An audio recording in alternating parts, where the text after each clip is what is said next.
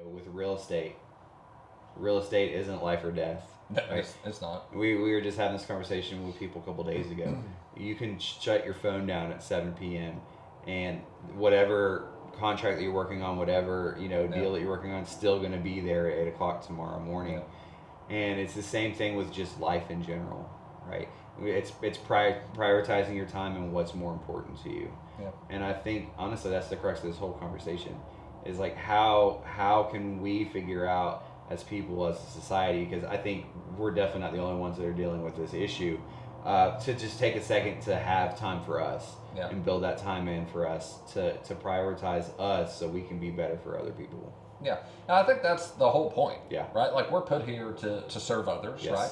And in order to serve others, we need to serve oneself. Yep. And when we serve ourselves and we build ourselves up and we pour into ourselves on what actually fuels us and energizes us, well, guess what?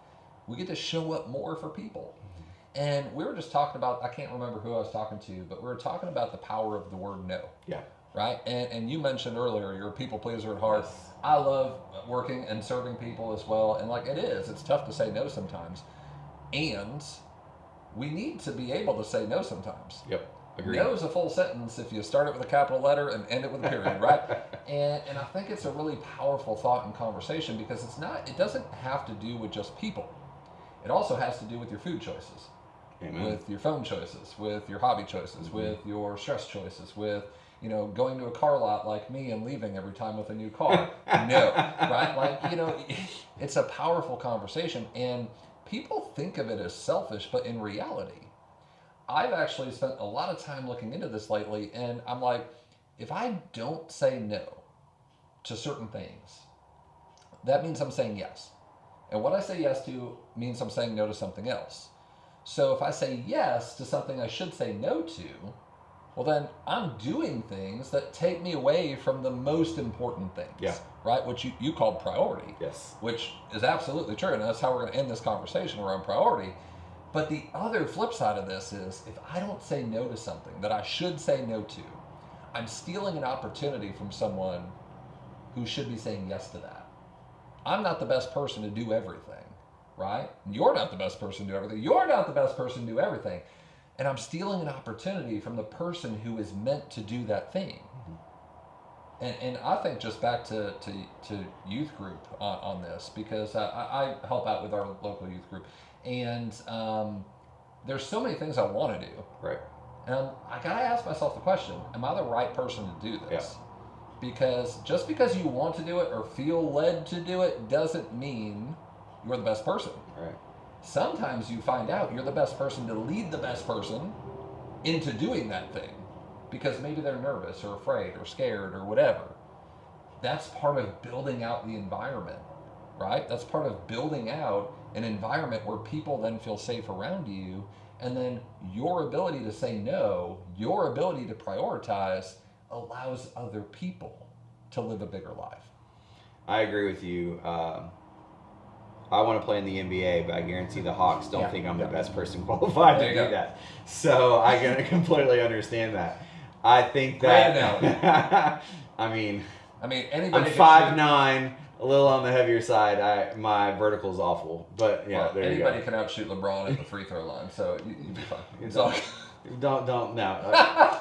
And so, I love it. Prioritizing yourself. Yeah. To help others and being able to say no. Absolutely. So I'm going to commit this to you this week. What you doing? Senor Devin. I am going to put my phone on airplane mode. Sweet. Not at 8:30. Yeah.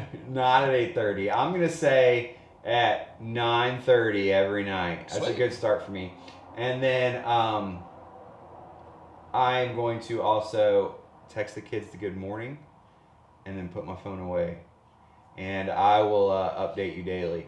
Love that. And I'll update you guys daily because I'm obviously committing to the whoever amount of people are going to be watching and listening to this. So hold them accountable. There you go. And then hold yourselves accountable. And same thing. I mean, we've all got to commit to things, right? So for me, these past 2 years honestly have been a blur. I mean, we've been doing a lot. We've been focused on a lot, and so I'm now getting back to all these things, right? So I'm not perfect, friends. Right. This is something I'm constantly working on too. So Like I mentioned earlier, I've been a little bit bad about bringing the phone to the bedroom lately, and so I'm going to commit to you that I'm going to stop doing that. There you go.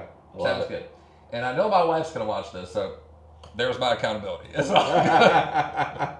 But all right, well, let's end with this. Let's end with priority, right? Because we mentioned that. So I think priority is the ultimate key to happiness, to less chaos, to a more simplistic lifestyle, and just getting out of the way. So how do you identify priority for yourself? I mean, it's simple. If you can close your eyes right now, what is the most important thing in your life? Like, I guarantee I can probably rattle them off for you. Your wife, your daughter, the golf course. Yep. Be specific, of course. No, family, being able to pour into others and help others. You're a coach and a leader at heart, and so those are priorities. For me, it's pretty much the same thing. People are my priority, right? And so, how can we get rid of all the distractions to really focus on what means the most to us? Yeah. Just write them down. Because honestly, it would amaze, and I'm not going to do this, I've already committed something to you, but I would like to do something in the future, just to take an inventory of what you actually do throughout the day. Oh, yes. You would be amazed and probably disappointed in yourself. I know I would be disappointed in myself to look back and say, holy cow, I wasted so much time today. Yeah. And it's not like we do it on purpose. Well, then you add it up. And then you look at the week and the month and the year. Yep. And it's crazy too. Like, and I love that you said that. And I'm gonna let you come back to it. But I'm gonna lose this if I thought of it. There's this crazy. It's not crazy. There's this poster that you can order online, and it's this like scratch off thing, and you scratch off each week of your life as you go through, and it's based upon your average life expectancy and all that kind of stuff. And if I were to do that today, my life would be half over.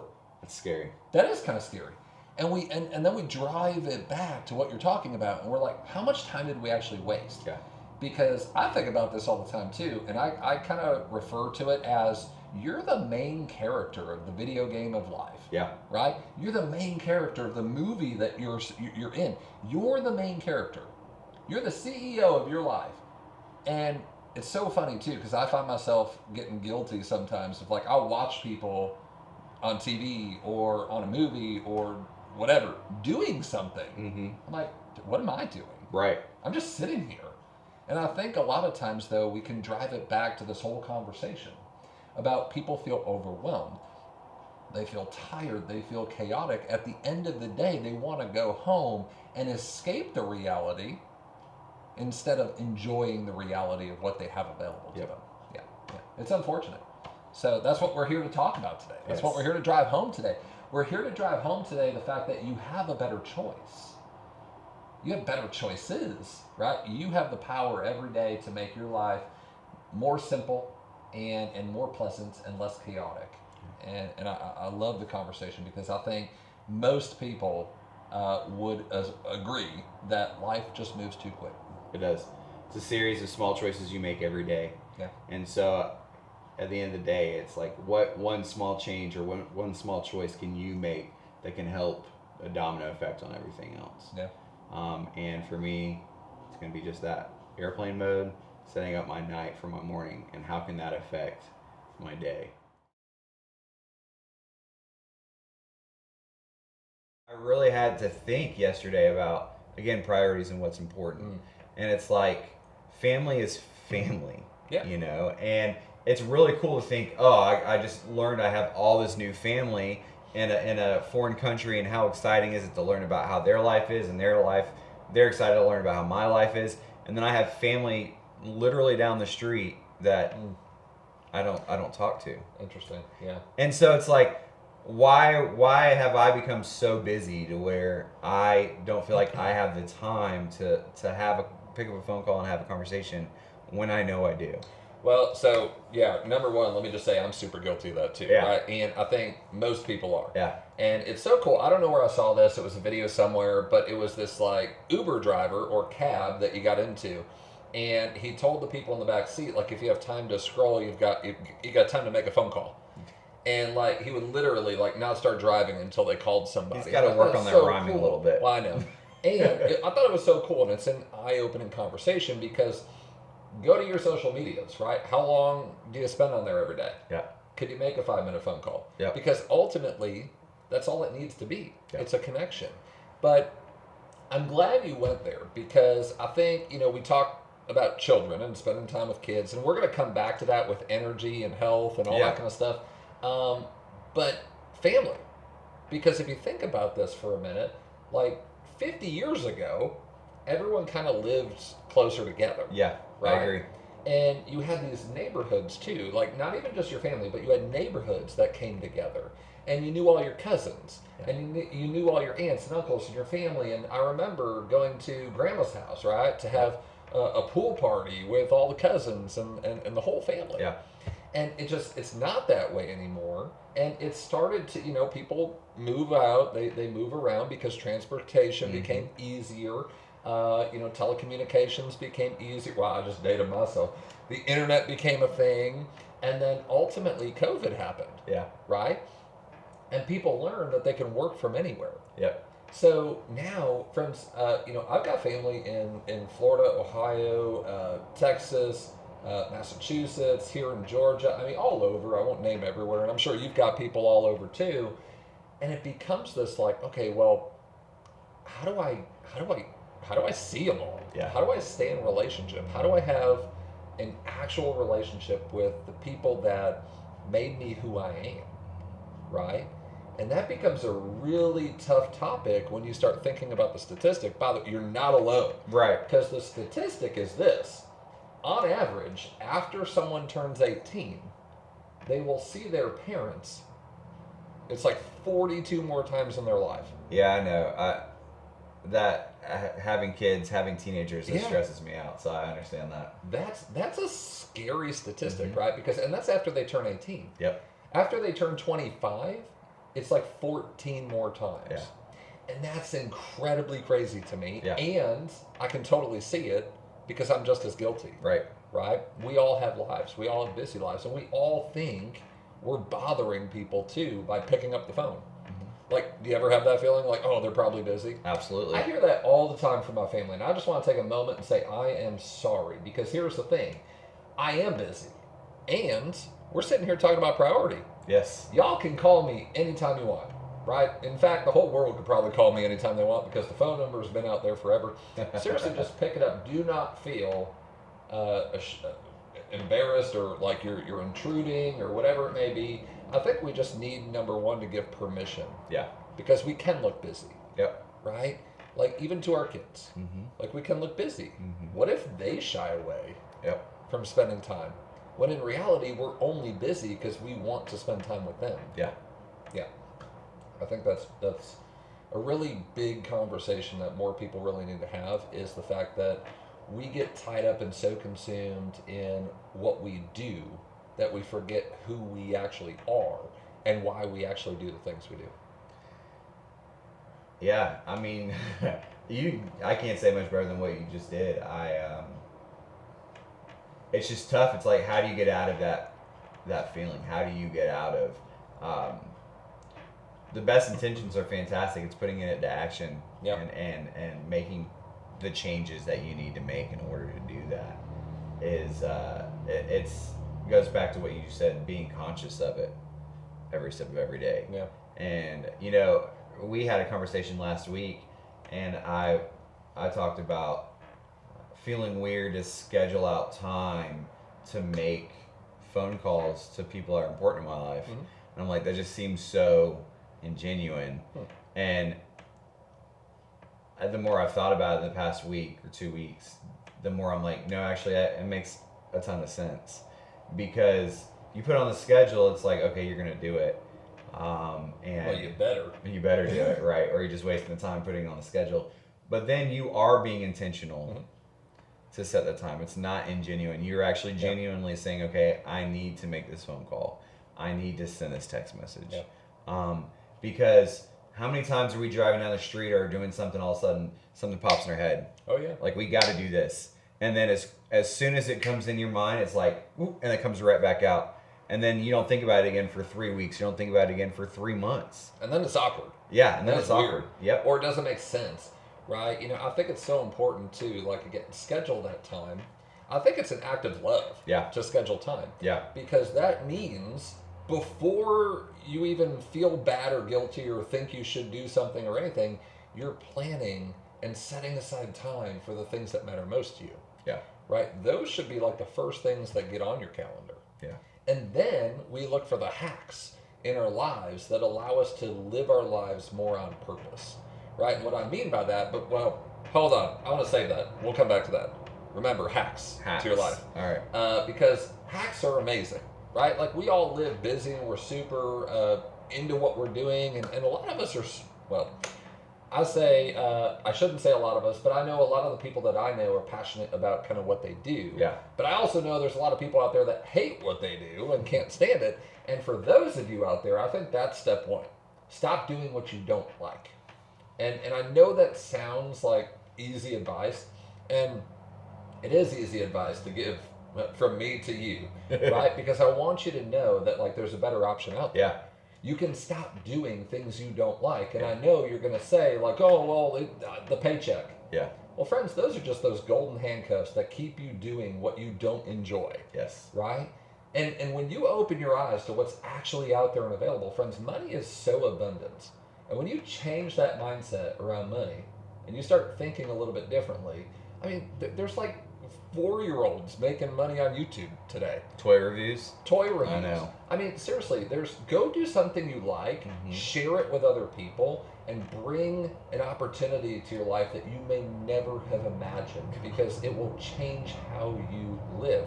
And we'll get back to that with the hacks. But what? No, I'm just thinking of the 2 random things I've seen.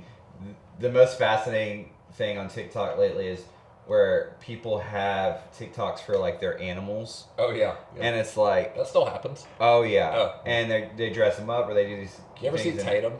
Yes. The dog. If you haven't seen Tatum, go see Tatum. Shout out for Tatum. Tatum, comment here and I'll send you something cool. But I guarantee that those dogs are raking in money, and that sentence itself sounds so crazy. Well, it is crazy, but that's the power of the technology. It's the power of social media today. Yeah. Second thing, crazy.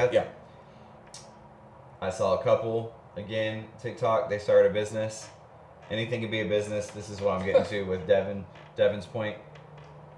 Who hates going to events that are outdoors with porta potties? They're disgusting. Okay.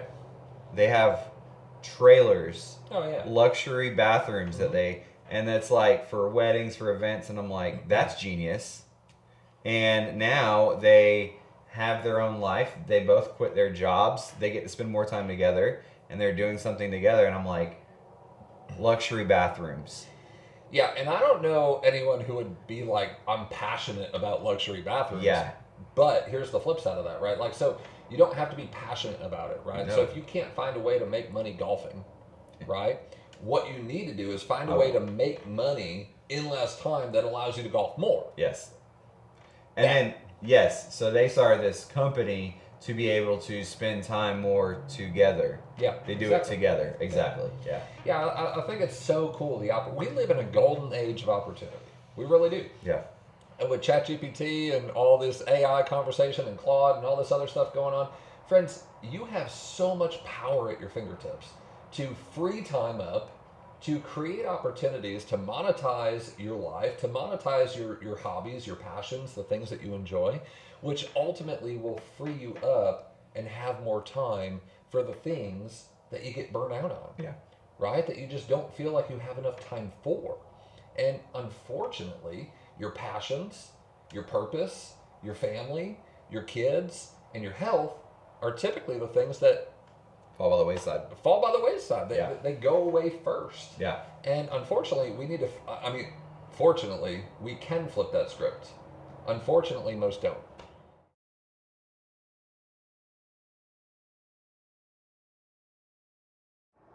It's interesting because it's like, why? Why does your brain do that to you? Like, you know why your brain does that to you? I can tell you. Yeah, go ahead. Because your brain is wired to protect you. Yeah. I mean, instinctively, your brain is wired to protect you. It's wired to put you in positions that you will not hurt yourself or get hurt. And your brain can't distinguish the difference between physical danger and unphysical danger. That's valid. And so your brain just constantly puts you in the state of, I've got to protect you, which is why fight or flight is the scenario. Because its way to protect you is, I've got to fight my way out of this, or I've got to get away from this. Yeah. And we've been programmed like that since the beginning, because that's the only way we survived as a species. So we've got the opportunity to, just find the way forward. We're programmed like that, right? That way, and it's been that way from the beginning.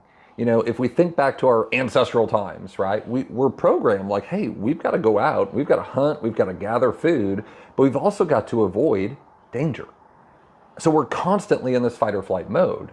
And so I think it's just something that happens naturally for people, that they put themselves in this position of, let's protect. And then they paralyze themselves into fear and into a situation where they don't know how to move forward. So now you double down. You've got fear, and you don't feel like you have enough knowledge or the right tools or whatever to move forward in that direction. So how do you get there? Great question. And I think, when we go into how do we get there, how do we fix it, because this is the problem-solving podcast, I always like to think of procrastination and fear and the fight or flight as the landlord of life, constantly charging you rent until you finally go and buy your own home, right? And I think it's that moment. You think about it, it's the landlord of life, and they're constantly pulling from you. And guess what? If you don't have the money to pay the bills, do you get a little stressed? Do you get a little worried, nervous? Do you want to have that conversation with the landlord? No. We need to fire the landlord of life, and we need to buy our own real estate, right? Yeah. We need to buy our real estate back. And when we do that, and how we do that, is by taking that step forward, just taking a small action. If you're nervous or fearful or scared of something, it's that small step forward into the uncomfortable. And that's why things like, have you heard of 75 Hard? Yeah. That's why 75 Hard exists. Because people they've been so conditioned to just live in the fear, live in the anxiety, live in the unknown so long that they feel paralyzed and stuck. And 75 Hard is this like, we're just going to do it. We're going to put you into the fire for 75 days and you're just going to feel it, which is designed to shock the brain, right? But in reality, we don't need that.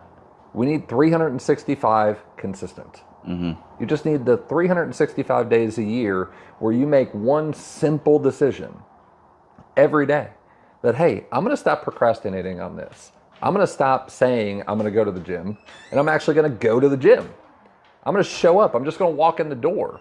Because most people, maybe they're just fearful of getting to the gym. I can tell you, for me, the worst part of going to the gym is going to the gym. It's kind of like the roller coaster.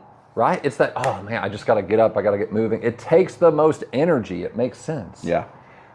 That's all you have to do, though. I promise you, if you just start showing up to the gym, even if you didn't work out, and you condition yourself that it's okay, it's not as scary as you think. It doesn't have to be this big thing that over time, you're going to chunk it down. Guess what? You're going to go start doing some push-ups. Yeah. You're going to start using the treadmill. And it's the same thing in life with these conversations.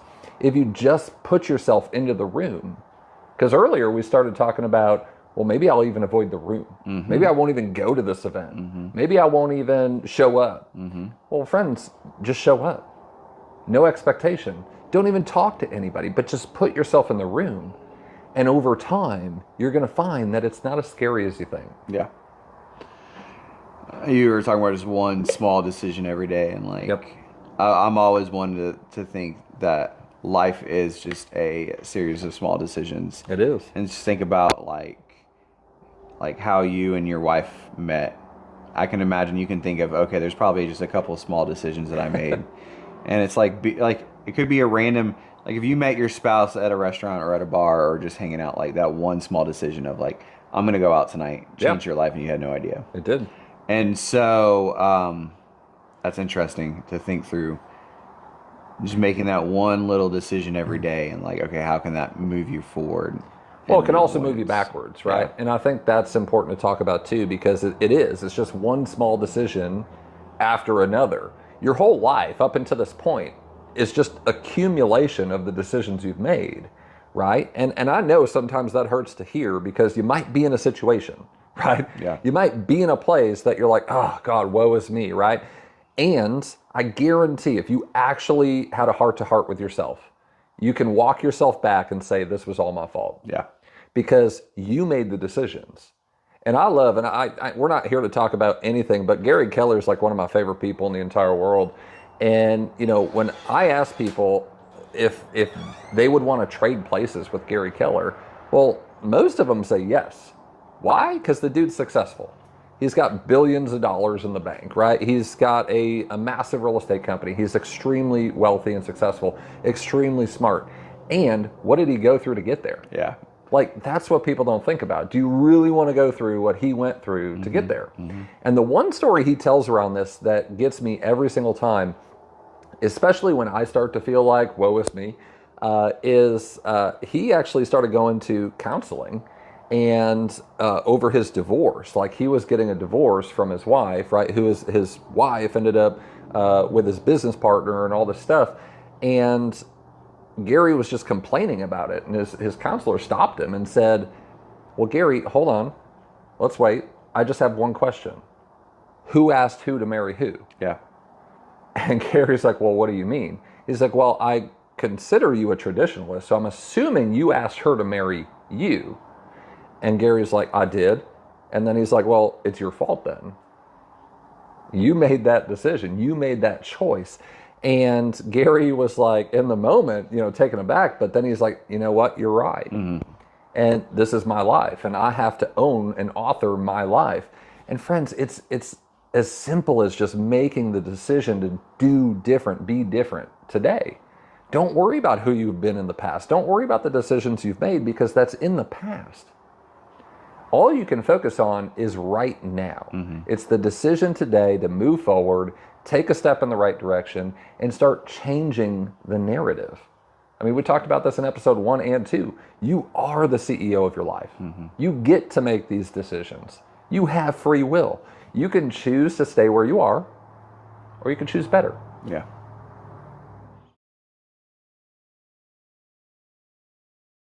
Yes, you can find community anywhere, and you don't have to try to fit into something you don't fit into. Yep.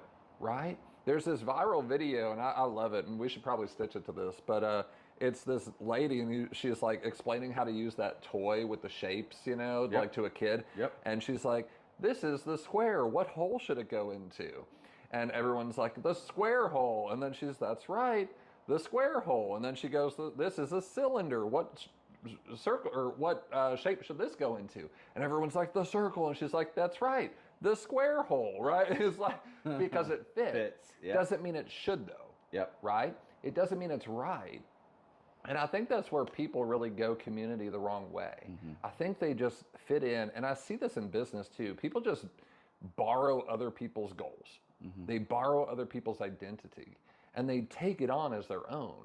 And if we take it back further, I mean, think about it as a kid just growing up. You are this like perfect being that's never been like conditioned by anything. Like, you are you, and then from the moment of birth, you start to be conditioned into what other people want you to be. And not that you have really any control over that, but it's a pattern. And then we just keep doing it. We go to a new school, right? I went to a new school as a kid. Yep. What did I do? I tried to fit in with the cool kids, right? Yep. You go to a new job. You try to fit in with the people who know what they're doing, you know, like, or pretend they know what they're doing. And, you know, you try to fit yourself into places that you just don't belong.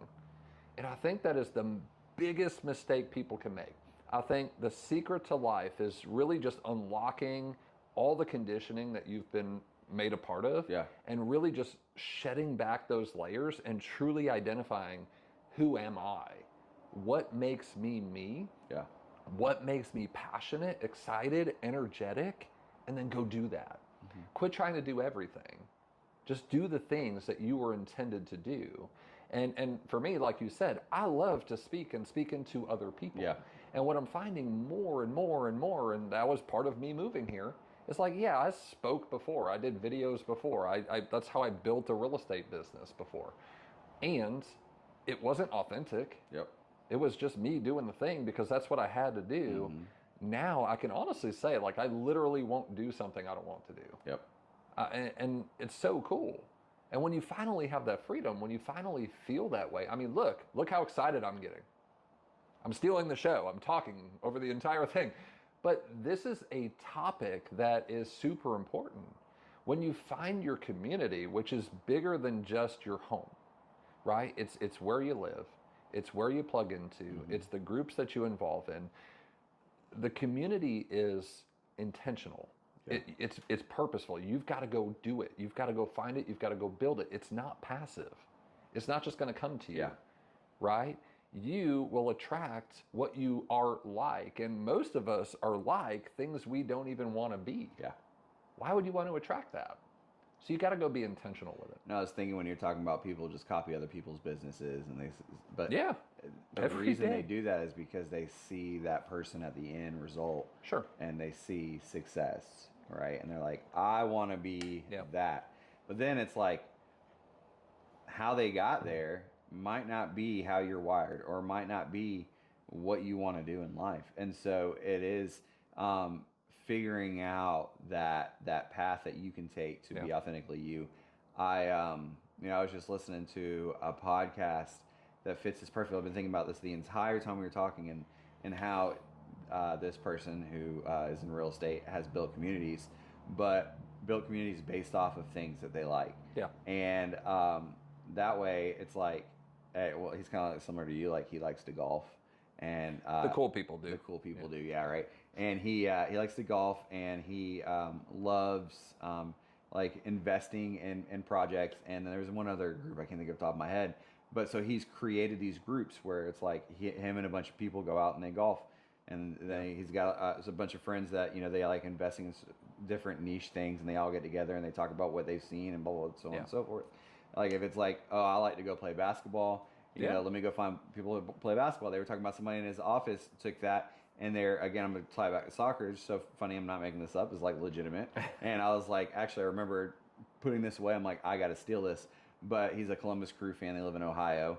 And he said he hated watching away matches, alone at home. And so he reached out on Facebook and was like, is there anybody, who Columbus Crew fan, who they would like to watch away matches together? And they got a group of like 12 to 15 people. Yeah. And they rotate houses. How cool is that? I know. Yeah. How cool is that? Every single match, they rotate houses. And so if it's at my house, I'll cater. If it's at your house or whatever. Yeah. And then it's like, you just built a community. Yeah. So and I love it. That's what it's all about, right? Yep. You find the things, you plug into the things, and then you bring those things more into your life. And that's one of the things too, is we get back to the physical side of this, and the community and on the physical side. Like, you can have a big house. It could be a perfect home. It could be, picture worthy. It could be magazine cover friendly. I mean, and all the things. But having the home doesn't necessarily mean that you're happy. Yep. It doesn't necessarily mean that you're in good mental space. It doesn't mean that you have great community. All it means is that you've created this fortress for yourself. Yep. And I think, I've fallen victim to that too. Like, when I first moved here, no joke, I moved here to escape a life that I didn't want to be a part of. Yeah. And when I moved here, I remember talking to my wife, and we're like, well, we're going to plan to build our next house, right? We bought this house. And we bought this house. The guy who owned it really didn't, upkeep it, take care of it. A lot was wrong with it. It's really not ideal for a family to live in. It's a cabin, And so, like, we're immediately like, okay, well, we're going to build a house. And I still think we will eventually, but it won't look like this. My ideal house that I had built when we moved here, architecturally, drew it out, was a 1,000 square foot house above ground, where it was just like an entryway, and then it went 7 levels deep into the mountain where no one would even know I was there. Mm-hmm. Like, that was the type of house I wanted. And I still think it'd be cool to have that kind of house, especially if you're down in the mountain and the whole front is like the mountainside. That would be cool. I think that's super cool. You've seen the houses people build out of caves? Yeah, those are sweet. That is cool. I think that's amazing. But the whole point wasn't I didn't want it to be amazing, was I wanted to hide away. Right. I didn't want to be around people. Right. I didn't have the right people. I didn't have the community. I didn't have the people that I wanted to spend every day with. Now, for me, like, we've spent a lot of time, our little cabin, I think it's just perfect. Because here's the thing, it's me, my wife, my daughter, and outside, we've created community space. I mean, we've got our fireplace. It'd be really hard for me to leave there now. I just think it's an incredible spot. We're next to family. We've got great neighbors. We know our neighbors, which is another thing that I think we've really lost the art of over the past 50, 100 years. And it just really dials back. I think about today versus 5 years ago. And I say it all the time, but you could be anywhere you want to be in 5 years. Yep. And it's true. Massively true. It's happened to me numerous times. It's like, oh my gosh, if I look 5 years ago, 2021, and the state of my well-being and life and where I wanted to be and how I was living and all that kind of stuff versus today, oh my gosh, it's insane. Yeah. And I will say, I mean, it has nothing to do with who I am. It has everything to do with who I've become. Right. From the community I put myself in. Yeah. Yeah, I think we pigeonholed ourselves into the thought of, I just got to support me. Yeah. Right? Well, I will tell you, if you've never been a parent, that will immediately change the moment you have a child, right? Yeah. Because then you're like, oh, it's not just about me. Now it's about me and so many other people. Yep. And then your world gets bigger. And then you still think, okay, well, if I just had enough to pay the bills, if I just had enough to put my daughter into the school she wants to go to, if I just had enough to make sure that we're fed and all this kind of stuff, and that's awesome. And there's other people that depend on you too, whether you know it or not. I mean, let's just be real for a minute, and then we're going to get into the problem and how to solve it. But let's be extremely real, right? Like, money in today's age is easier to get than it has ever been in the past. Yes. And I think we feel it's harder to attain. Yeah. And that's a problem. That's a big problem. It's funny that I saw this quote yesterday, and on the Motivation app. I love their stuff, but is it called Motivation? It is. Okay. Yeah. It's like it's an app, obviously, but they post a lot of their stuff on Instagram. And it was just one sentence, and it was like, everyone thinks it's really cringy until you're making, in a month what they make in a year. And that goes to like putting yourself out there and kind of just doing what we're doing right now, right? Yeah. Making a podcast, trying to help people, but like posting on TikTok. My mind automatically went to like TikTok Shop, right? Okay. And people doing that. Oh, and okay. You're like, I could never be one of those people like that. Well, how could you do that? People didn't think they could door-to-door sell either. Right. But I guarantee there's some people watching here who sold Oric vacuums. Exactly. Yeah, exactly. And Amway, right? Or Amway. Oric vacuum is still the goat. There you go. So. Yes. Fannin County Family Connections had one of those really? Actually, and it was like a tank, and it worked fantastic. There you go. But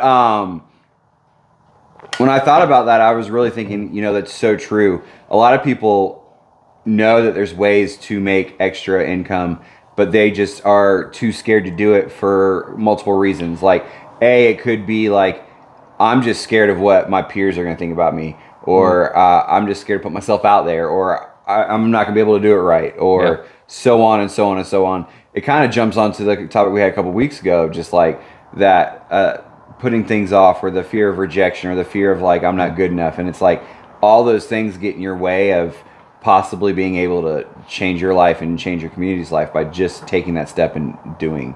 Yeah. Done is better than perfect. Yeah, yeah, it is. And the thing is too, so to that point, I get that. I think I felt that actually too, as I was kind of growing up into my adult life. Absolutely. I grew up in a house where we, and this isn't a judgment to anybody, but I grew up in a house where, hey, we didn't really go out to eat. Yep. We didn't have all the money. We didn't have, my mom worked 3 jobs. Like, I never felt like we had a lot. Yeah. Right? So then when I started making money, and at 19, I was making more than my mom made as a nurse, which honestly should probably never happen. Okay, let's just be real. I should not make more in a fast food restaurant than my mom made as a or nurse. Teachers. Or teachers, yeah, right? For real. And honestly, like I remember in middle school, high school, I was thinking, man, I would love to be a teacher. Mm-hmm. And then I knew or found out what they made. Yeah. And I'm like, ooh, I don't want to do that. Yeah. Right? Like, so it's that thing. It's like, okay, well, growing up in that and then coming out of it and then starting to make some money. Well, yeah, it's definitely a weird feeling. Yeah. And it's a weird feeling not because you don't want it. You want the money, right? But it's like, ooh, yeah, how are people going to think? Or like, what are people going to react as like I show up in this kind of car or these clothes or this, that, or this or whatever. And honestly, friends, it's not about the cars, clothes or whatever. And I know we've kind of hit on that already, but I want to drive that point home. You're going to have moments in your life where something is important for you to attain, right? And I think back to a story of there was this guy who his goal was he just wanted to be able to afford a Rolex, right? And he went out and he did the work and he made the money and he went and he bought the Rolex watch and he put it on, and his own family said, what are you doing? Like, why are you wearing that? You know how much money that costs? You know how much good that could have done? You know how much that could have done or paid bills or whatever? And then guess what? He stopped wearing it. And I'm like, that dude did the work, made the money, set a goal, bought it, and then was so overwhelmed by the thoughts of others that he didn't wear it anymore. Yeah. And friends, it's not about the Rolex. It's about the feeling of accomplishment. It's about the feeling of, wow, I did something. I made something of myself. I did something that no one else thought I could do. Right. And, I think that's step one in all of this, right? If we're talking about solving the problem of money, right? And the fact that money is not available. Yeah. That's just a lie. It's available. It's out there. The question is, how do we get over that? How do we get over the fear of success? I think we talk about the fear of rejection, but what about the fear of success? Yeah, I think the fear of success, I mean, it goes hand in hand with the fear of failure, right? Like, I think that most people just don't start for that reason. Yeah. They don't think that success could happen, right? They're like, I see other people doing it, but I don't know if I'm not that person. Yeah. And there's just a lot of self-doubt that could creep in there. Bring this up. Sometimes when we're dealing with difficult people, it's just that we don't have all the information or communication isn't clear. I think most of problems come back to people, but then the people trace back to the communication. Yeah.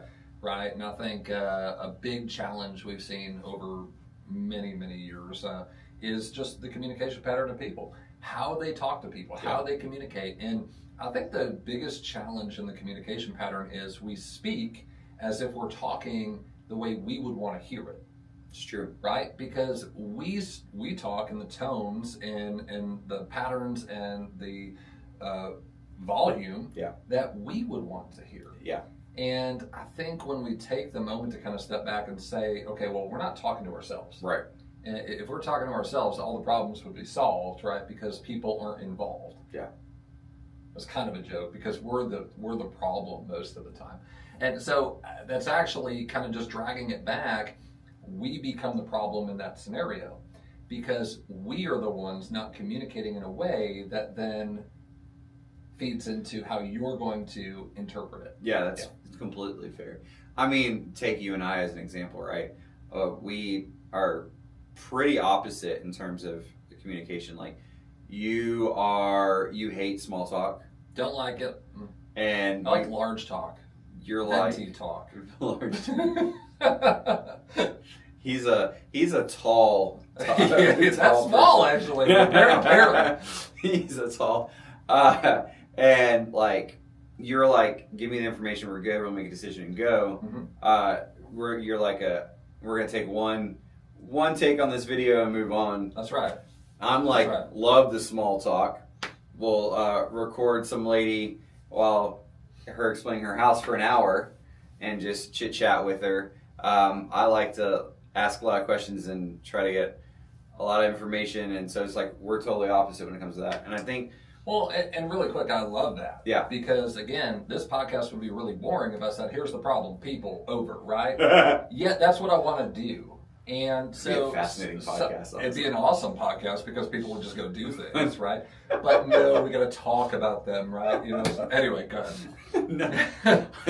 I was just picturing just like a whole catalog of podcasts that are like 5 8 minutes. seconds long. No, Yeah. Okay. Today's problem are dealing with difficult people. This is how you solve it. Stop it. Over. Have a good one. Yeah, no. So perfect podcast.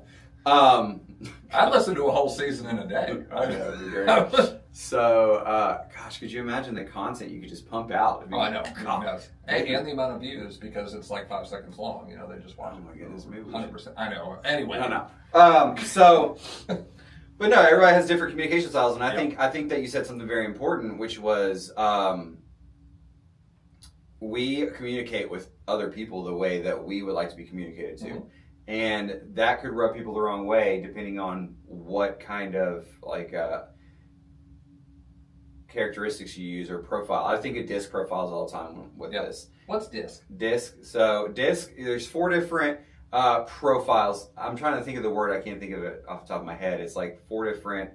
You're either a D, an I, an S, or a C. Well, you could be a DI, you could be a SC, but most people are a mixture of 2. Yes. Right? Sometimes 3. Yeah. Very rarely do you see someone who's just 1. Right. Right. Yeah.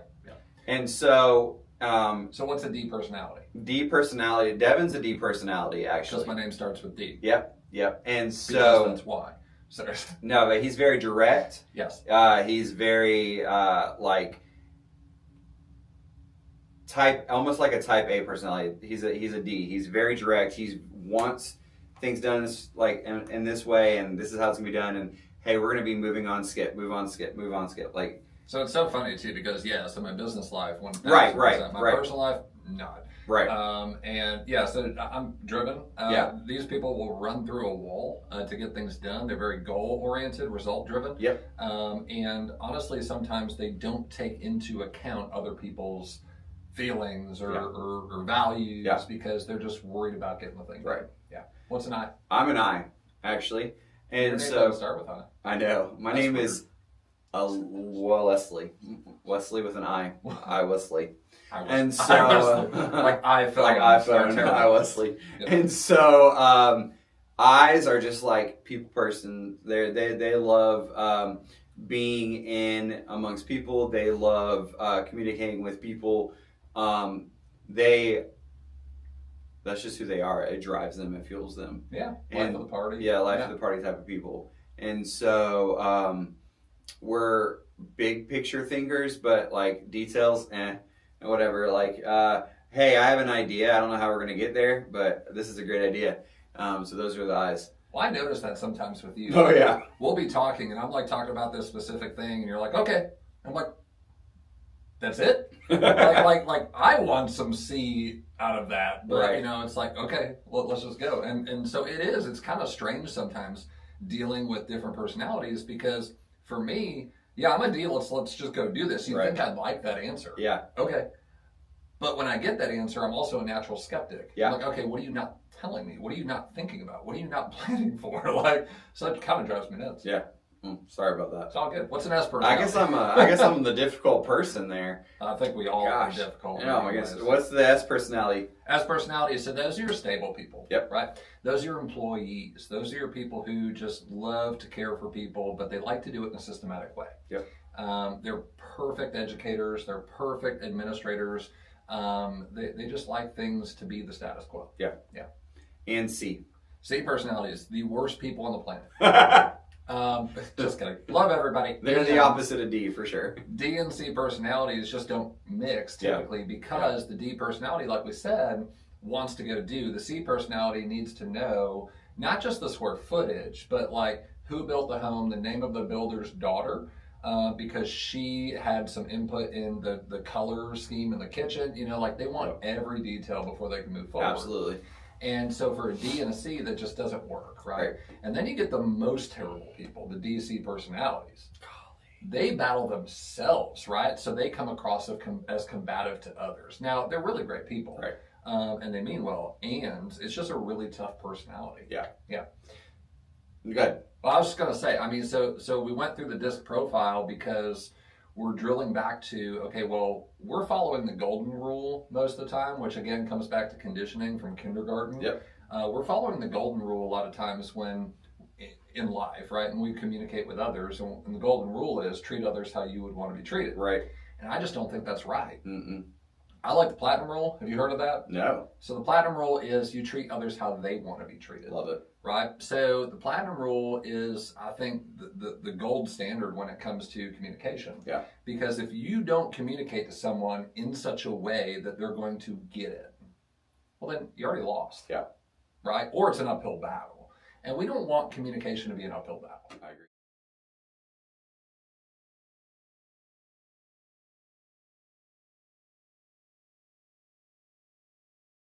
Level, because I wasn't taken care of at a high level.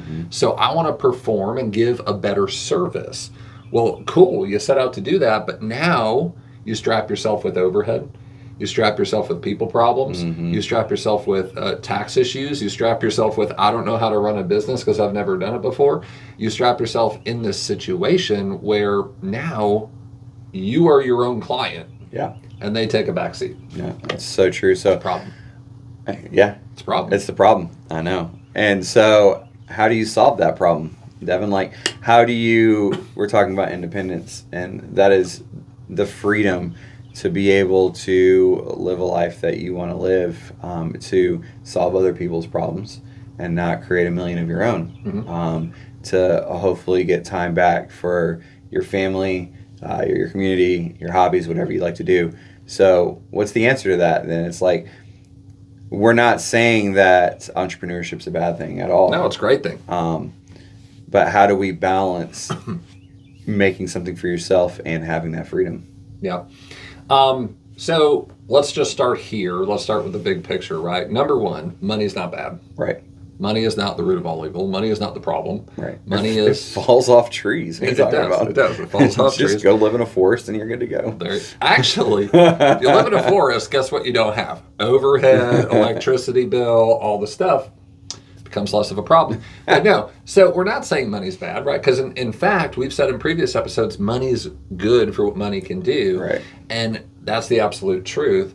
But when we're talking about how to solve this challenge for people, it's going to sound so cliche, but it just comes back to your priority. Right? It's the 80-20 rule. It's the Pareto principle. It's what matters most. Yeah. And then saying no to the other things until those things are done.